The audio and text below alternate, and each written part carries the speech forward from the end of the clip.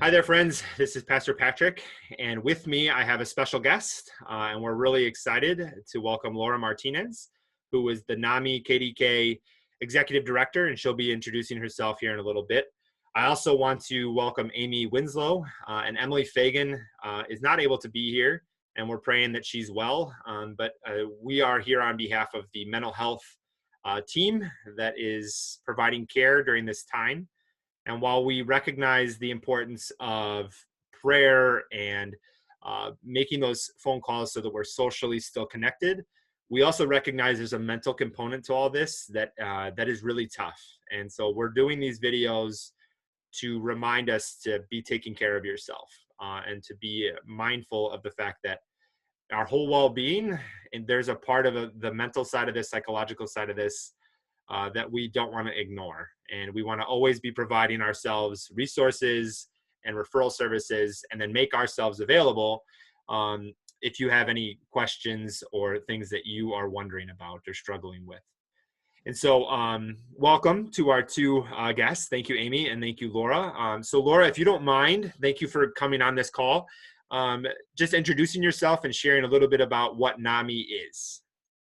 Yes, so my name is Laura Martinez, and as Pastor Patrick said, I am the Executive Director for the National Alliance on Mental Illness in Kane, DeKalb, and Kendall County.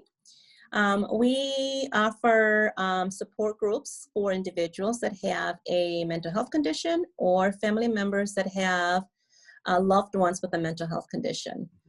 Our mission is to provide mental health education, support, advocacy to individuals, families, and our communities. We also provide some recreational groups for people that have may not be diagnosed with a mental health condition, but are struggling right now with this pandemic and the loss of any loved ones, economic or social, even social distancing. So we do have a variety of support groups that we would love to engage our communities in. Awesome. And just clarification, with COVID and people less likely maybe to do in person, are you offering anything virtually or digitally? We are. All of our support groups right now are virtual. We are offering some family support groups in person. However, due to the weather coming up, we may have to go back to all virtual groups. Yeah, as we do worship, everything is virtual, right? To take care of people. I mean, I know we got to take the precautions.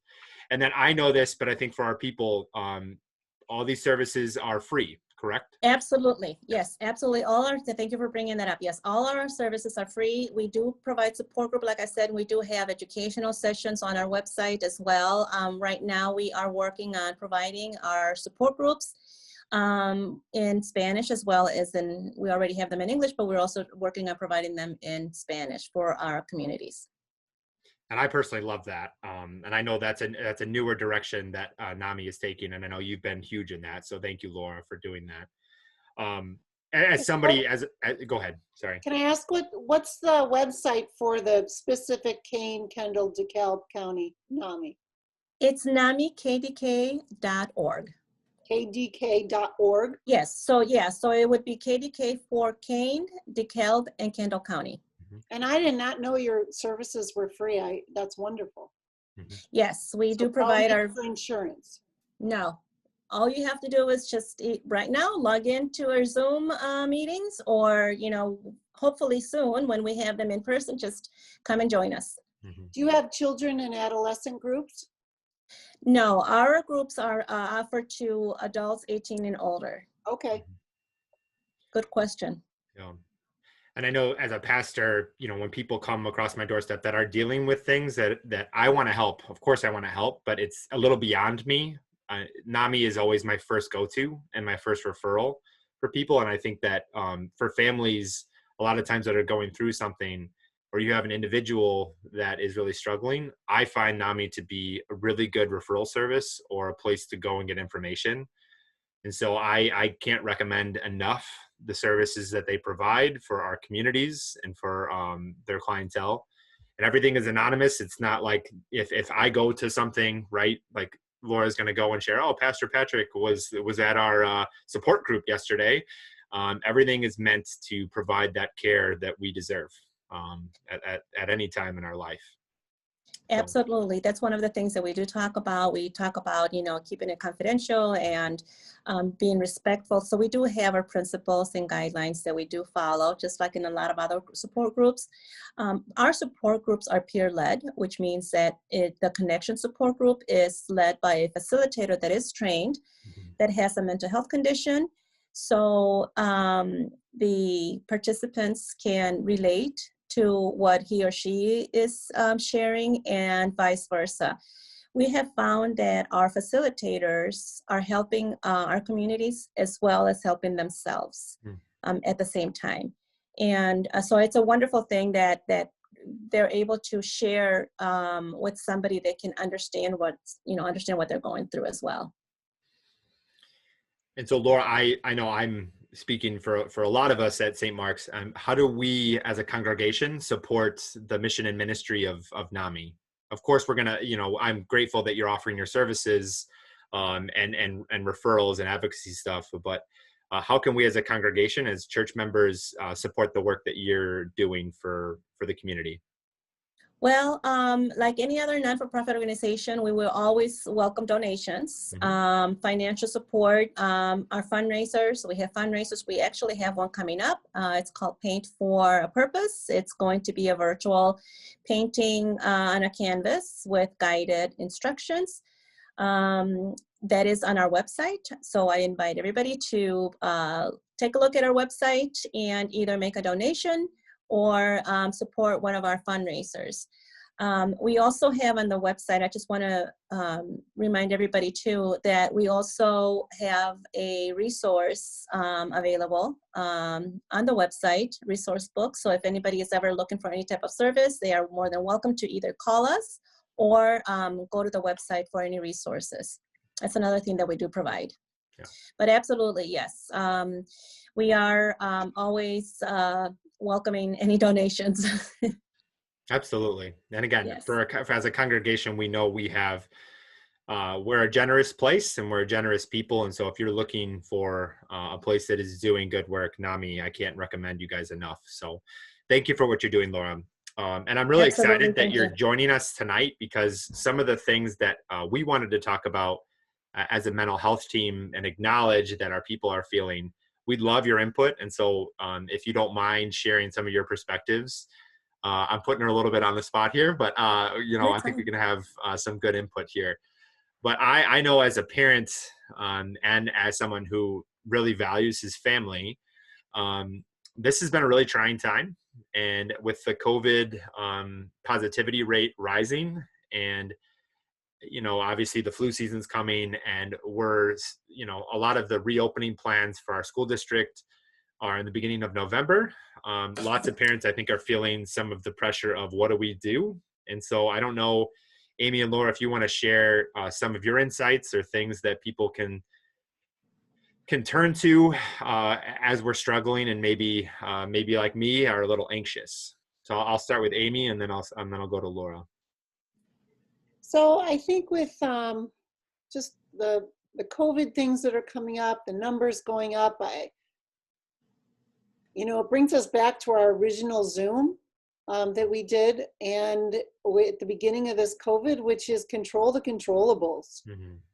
We cannot spend so much time where we're worrying about things that we can't control that you almost become frozen. So, and it just becomes a vicious cycle. So if you can just figure out the things that you can control, washing your hands, wearing your mask, staying safe in those ways, and keeping your distance and keeping your gatherings low, then I think that you've done what you can to keep you and your family safe. Good. Laura, do you have anything? Yeah, in addition, I think that it's really important to also practice self-care.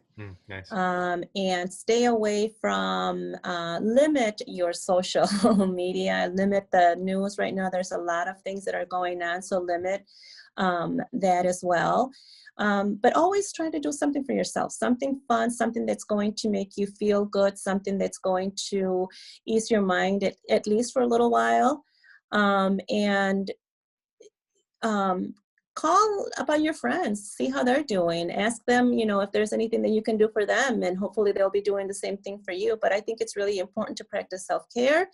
And if you are struggling with everything that's going on, our world really made a huge shift, right? And the world that we knew it is very different. So we are experiencing a lot of different losses. We're experiencing the loss of loved ones, the loss of economic resources, the loss of social interaction, just to mention a few things. So very difficult time. So it's important that I feel that it's important for the community to remember to express what you are feeling, get support, whether it's from a family member or a loved one, or, a group like NAMI, people that are going through a lot of the same things that you are going through. It's a open invitation to really express what you are feeling and what you are going through. And sometimes just talking about things really helps.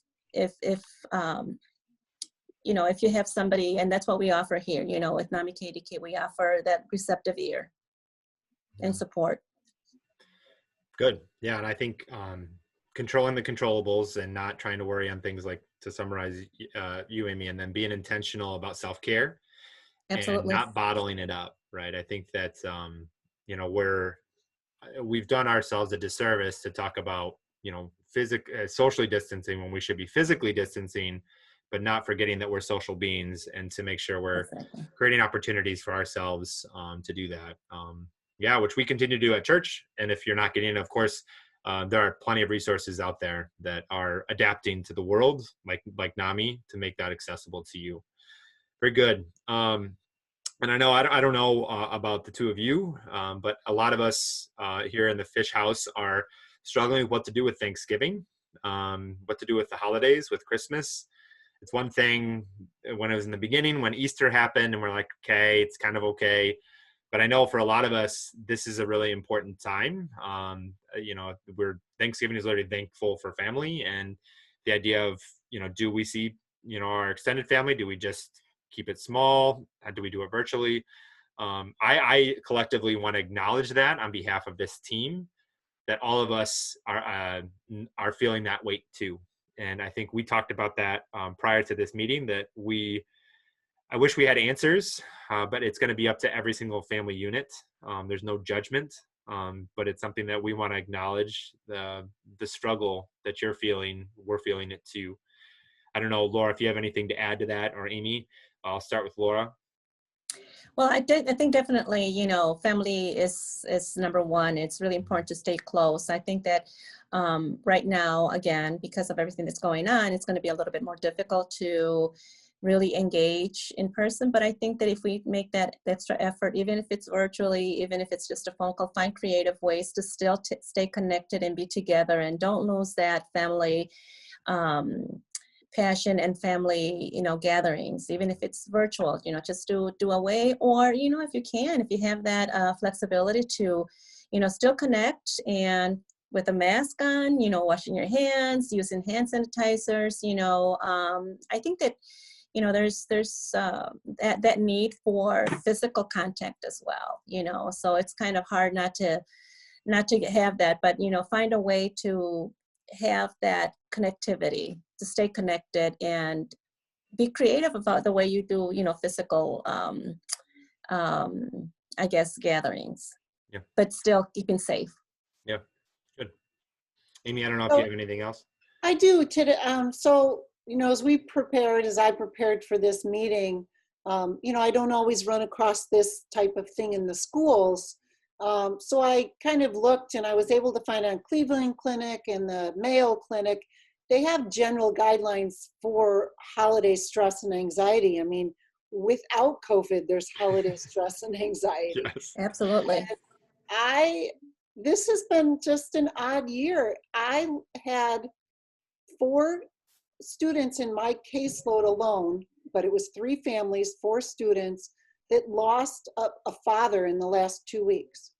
Only one that I know of was to COVID, but those families are now going into the holidays without a COVID over their head on a regular year, without a family member. Or there's people that are having, as you said, Laura, financial stress because of loss of a job, or all these people that are working in restaurants that suddenly are losing their job right before the holidays. Though that's hard on a normal year, but it's just intensified it now with COVID. And the CDC did just come out with some guidelines for kind of family gatherings for the holidays. So you add that to the top, and it's no wonder people are worried. But I think on a regular year, the Mayo Clinic talked about just, as you said, take a breather, figure out what your normal triggers are. If this year's a sad year, then acknowledge that. And it doesn't have to be like last year. We're going to have different traditions this year, potentially because of COVID, or different traditions because something's changed in the family structure. And those changes are all okay. Just adapt to it one step at a time. Nice. Yeah. And I know, Amy, I appreciate your providing those resources. And so we can post those as well, because I think that's helpful to get some medical insights into this. So, because you're right, it's stressful as just without COVID, but all the losses that we're experiencing, we have to be creative. I agree. Last thing I want to mention, and it's almost like I feel weird to even talk about it, but it's happening, is the election. And I know wherever you find yourself, and we're not here to kind of, promote a certain side or to be partisan. We're here to recognize that the nonpartisan reality of this is a really tough election. And it's tough on our community. It's tough on our congregation. And I think the weight of it is really, really struggling. And Laura talked about something earlier about limiting our social media and the news. And that's something that I've had to do because it's brutal. And I don't know if you have any suggestions or things that you're thinking about doing on election night, the days leading up to election, the days after. Is there anything that you're thinking about possibly doing to kind of ease your well-being for the days leading up to this? And Amy, I'll have you start. I don't think that I've thought that far for me. I feel like, as at least for me, speaking for myself, there's a lot to think about, and there's pluses and minuses on both. I don't know. It's crazy stuff, but it doesn't overwhelm me. It doesn't stress me, and I don't feel like I need to pull myself back because I'm going to go over the top. Mm-hmm. But I do know that I've spoken to some other people that seem to be at the tipping point, and those, for sure, that's the time to just go to bed, wake up, and it is what it is. Okay. Thank you. How about for you, Laura? I agree with Amy. I mean, for me, I think that it's just being mentally prepared to what could happen on both sides.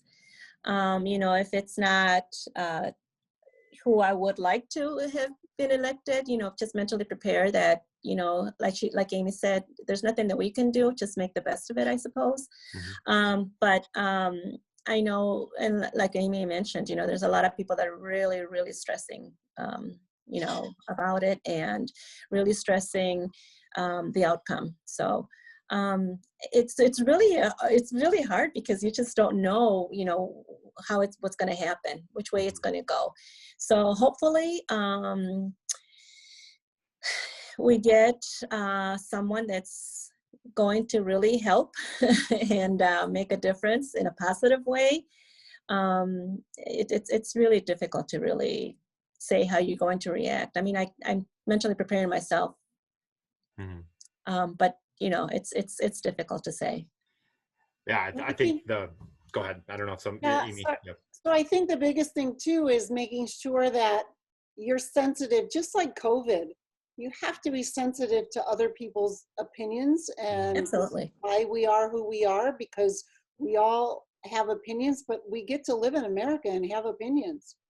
And you've got to be sensitive that other people have opinions as well, hear them out, or know when to draw the line, especially family, as we're coming into the holidays and there's going to be divided families. And it's not like, I don't know, I don't remember it being as divided as it might have been in the past. You know, it's more divided than it was in the past, but I think it's pretty emotional this time around. But they're still your family, and you don't want to lose friends or family over something that you can't control. Mm-hmm. Yeah, and I'm not hearing either of you say don't vote. I'm hearing you say control what you can control, so we can vote, but we cannot. We're not the country, right? And so we're gonna make our voice heard, and then Absolutely. we cannot be destroyed by the fact that there are people that have different opinions, and we have systems, while imperfect, they're what we know. And so I think what I hear from you is not being destroyed by the outcome, mentally preparing ourselves, and also having some compassion. And I believe that's something that we've forgotten. I think we're a very charitable people. I really do. But I think we really struggle to see the other person and have compassion. And Jesus wanted us to lay down our lives for our neighbors, and we can't even lay down our opinions for our neighbors. And it's just a reminder to me that we got to get back to the basics almost a little bit, and just remind ourselves, as the two of you are saying, control what you can control, and have compassion for my neighbor. And if we can set our feet on that and mentally prepare ourselves for that, yeah, maybe it won't seem as tough, whatever the outcome ends up being. So stay vigilant, friends. And I want to thank, so what we wanted to do tonight was just acknowledge the realities, and they're all, when I told Laura what we were talking about, she said, woo, okay, we're going to tackle them all. But that's the reality. We're in a really tough time. And I think that we can either look at it as we're going to get destroyed by everything, or we're going to be intentional about trying to be grateful. We're going to be intentional about trying to be compassionate, and that's towards our neighbor and also towards ourselves, right? And I think that these incredible leaders and mental health experts really have helped us see that. And I want to acknowledge the two of you and thank you for your time.